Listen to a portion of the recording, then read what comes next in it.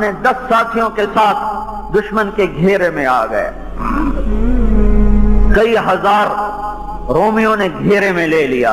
یہ 10 آدمی وہ 10,000 کے قریب تھے, اوپر نیچے اچانک گھیرے میں آ گئے اتفاقاً, اور نکلنے کی کوئی سبیل نہ تھی. تو خالد ابن ولید, رافع بن عمیرہ الطائی, عبد الرحمن ابن ابی بکر, عمرو تمیمی, زرار بن الازور, شرحبیل بن الحسنہ, یہ بڑے بڑے صحابہ 7 5 6 اور یہ گھیرے میں آ گئے. ابو عبیدہ سارار لشکر ہیں, وہ سوئے ہوئے. جب اللہ مدد کر رہا ہوتا ہے, جب اللہ ساتھی بنا ہوتا ہے, بھائیو جب نصیب سو جائے تو درست ایٹمی طاقت بننا بیدار نہیں کرتا. جب نصیب بیدار ہو تو پھر اسے فقر و فاقہ سلاتا نہیں ہے. نصیب بیدار ہوتا ہے جب اللہ کی اطاعت ہوتی ہے, اور نصیب سو جاتا ہے جب اللہ کی نافرمانی ہوتی ہے. جب چاروں طرف میرے نبی نے کہا تھا جب میری امت گالیاں نکالے گی تو اللہ کی نظروں سے گر جائے گی. جو آدمی تمہاری نظروں سے گرا ہوا ہو اس پہ آفت آئے, تم کہتے ہو میری بلا سے مجھے کیا پرواہ ہے. امت اللہ کی نظروں سے گری, غلیظ گالیاں. 10 آدمی بڑے شاہ سوار ہیں, جگر اسلام ہیں, یہ سارے اسلام کے جگر تھے. ان کا مر جانا, ان کا شہید ہو جانا بہت بڑا حادثہ ہوتا. اس وقت امت مسلمہ پر ابو عبیدہ سوئے ہوئے ہیں, لشکر سوئے ہوئے ہیں, امیر ہیں. ایک دم خواب میں اللہ کے نبی ظاہر ہوتے ہیں. قویحک یا ابا عبیدہ, ابو عبیدہ کیا ہو گیا تجھے؟ اتنام عن خالد و اصحابہ, خالد مصیبت میں اور تو سویا ہوا ہے. جب اللہ کی مدد ہوتی ہے کیا ہوتا ہے, پھر کیا ہوتا ہے؟ ویحک ابا عبیدہ اتنام عن خالد و اصحابہ. ابو عبیدہ کیا ہوا تجھے؟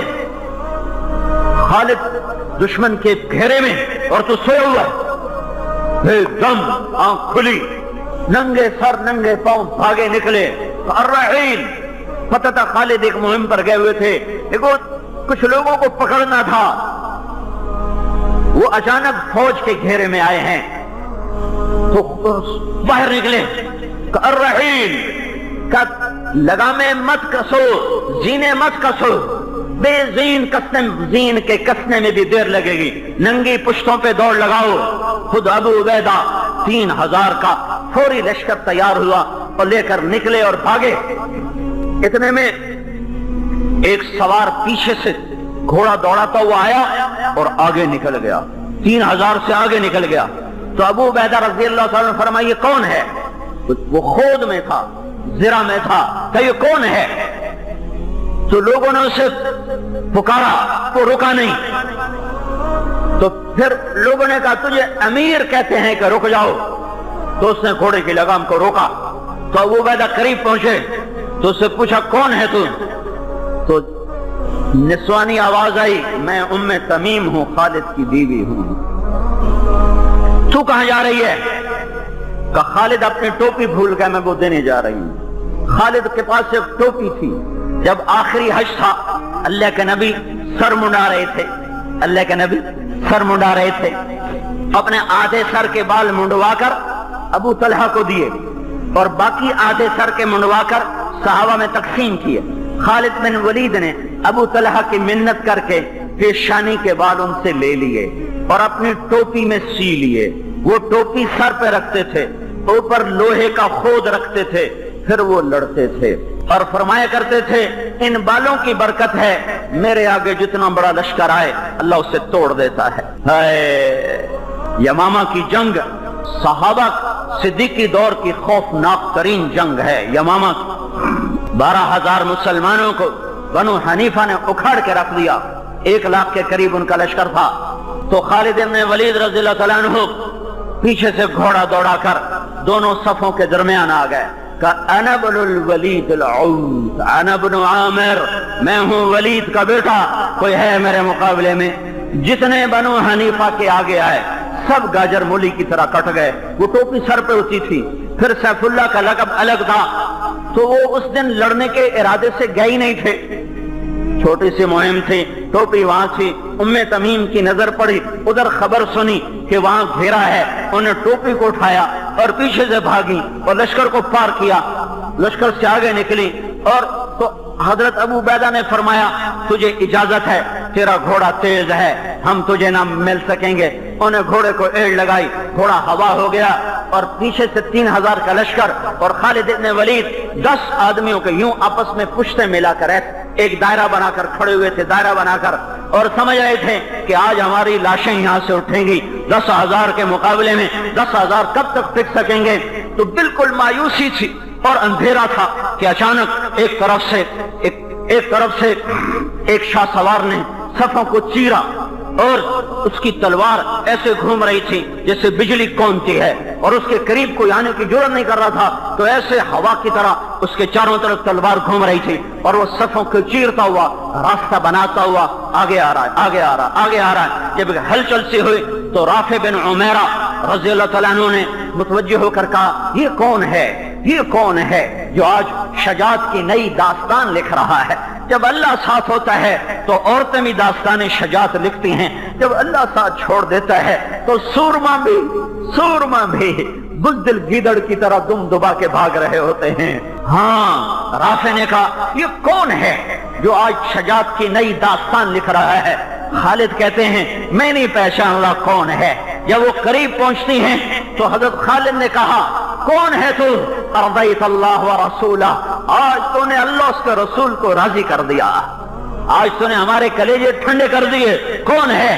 تو انہوں نے کہا میں تیری بیگم ہوں ام تمیم۔ یہ ٹوپی پکڑ اپنی، ادھر ٹوپی ہاتھ میں آئی، ادھر ابو عبیدہ کا لشکر بھی پہنچ گیا، اور پھر 10,000 کو بھاگنے میں عافیت نظر آئی، پھر ہزاروں رومی اپنی لاشیں چھوڑ کے بھاگے۔ جب اللہ ساتھ ہوتا ہے تو مدد کے غیبی نظام چلتے ہیں، جب اللہ ساتھ چھوڑ دیتا ہے تو پھر بھائیو کوئی نہیں جو نصیب ہرا کر سکے، کوئی نہیں جو صبح بہار لائے۔ پھر خزاں مقدر ہوتا ہے، پھر مایوسیوں کے گھیرے ہوتے ہیں۔ ہمیں اجتماعی توبہ کی ضرورت ہے، ہمیں اجتماعی توبہ کی ضرورت ہے۔